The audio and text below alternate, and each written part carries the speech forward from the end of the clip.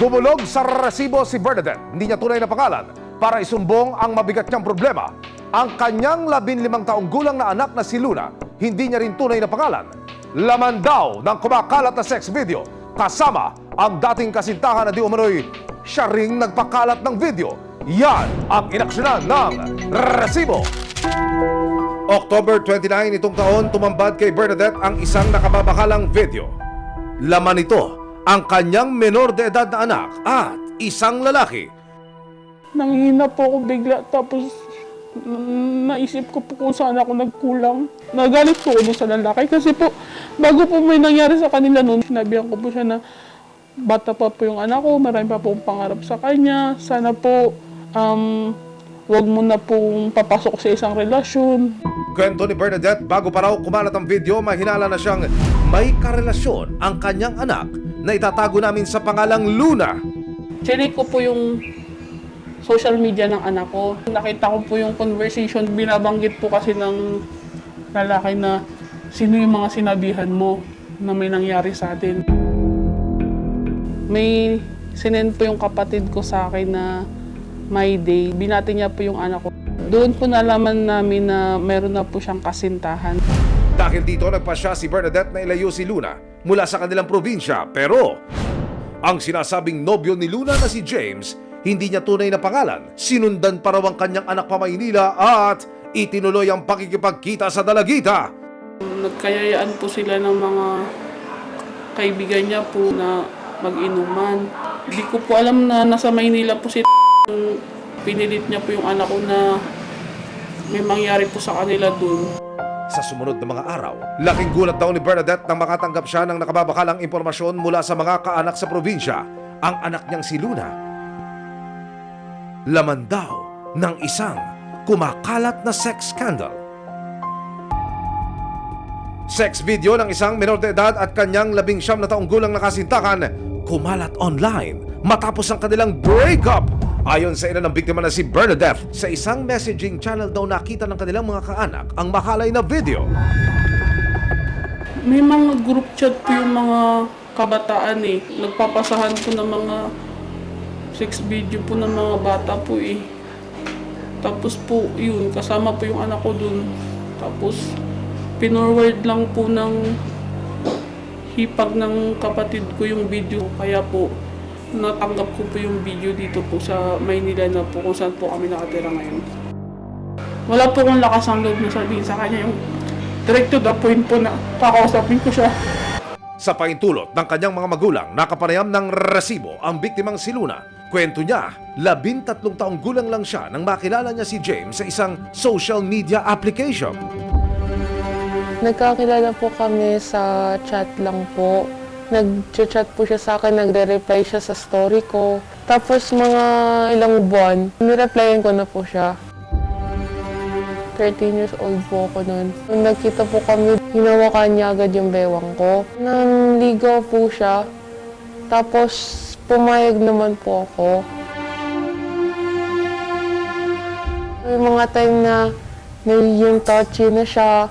Tapos po yung gusto niya po ko halikan. Hindi ko po alam na ganun pala pag pag mag-girlfriend, boyfriend na, pwede mo na siya ganun hawakan. Pero makalipas ang 11 buwan, nagtapos din daw ang kanilang relasyon. Before pa po ako umalis, nag-cheat na po siya sa akin. Nakita ko po may kausap siyang iba, may nakaka-meet up siyang iba. So, may nakakita din po ako, nakikipagtalik siya, may video po. Nakapag-break po ako. Ang relasyon na nauna ng hinadlangan ni Bernadette, nadagdagan ng panibagong dagok ng kumalat na ang pribadong video ni Luna at James matapos ang hiwalayan. Yung relo po na suot niya po, yung sa video po, makikita ko po dun sa social media niya. Sana humingi ka na lang ng sorry sa amin, hindi pa rin na tayo mantong sa ganito eh. Hindi namin deserve. Susunod, hinanap ng resibo si James, ang lalaking nasa likod di umano ng pag-record at pagpapakalat ng sex video. Hindi naman natin alam ang katotohanan kung yung anak ko ba talaga nagpakalat ng video o kung yung anak ko ba talaga yung nasa video.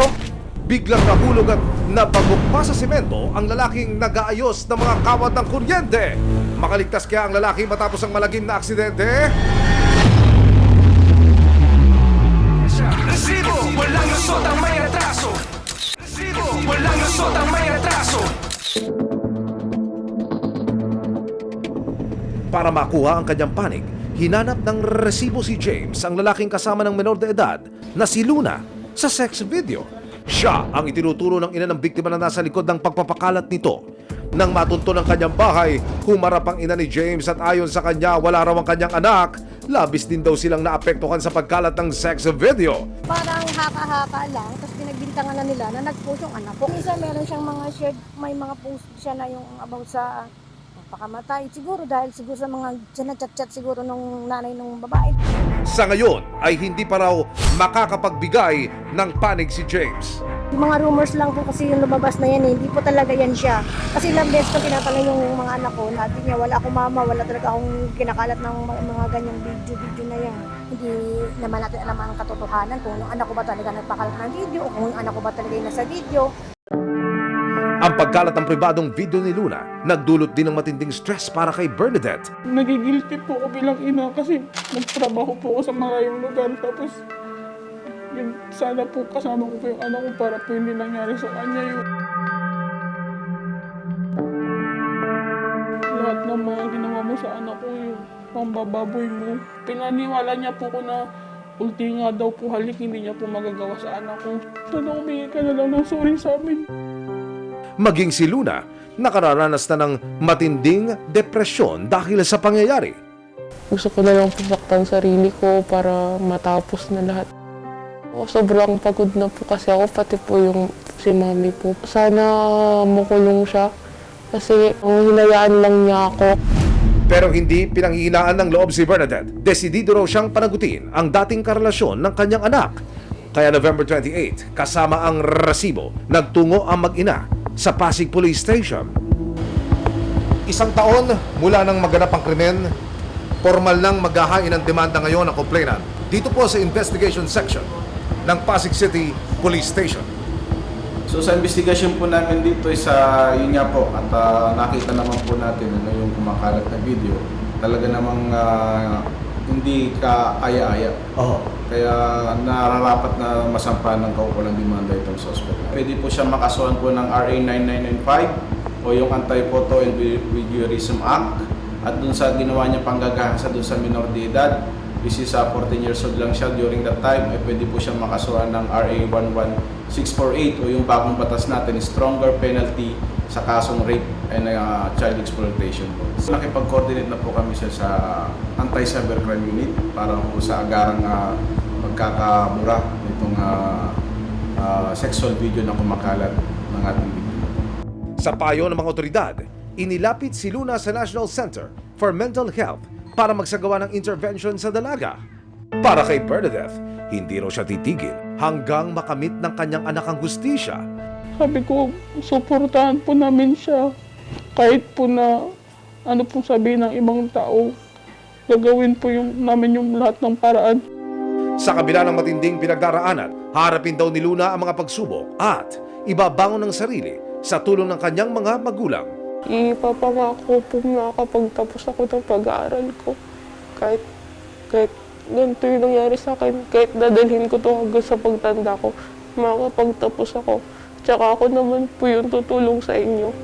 Ang pagmamayari at pagkakalat ng sex video ng sinuman ay mahigpit na ipinagbabawal. May karampatang parusa ang mapatunayang gumagawa nito ayon sa Anti-Photo and Voyeurism Act. Malayo pa ang aabutin ng laban ng mag-inang Luna at Bernadette. Pero ang mahalagay, mapanagot ang dapat managot. At may mga ahensya ng tumutulong kay Luna para manumbalik ang kanyang tiwala at pagmamahal sa sarili.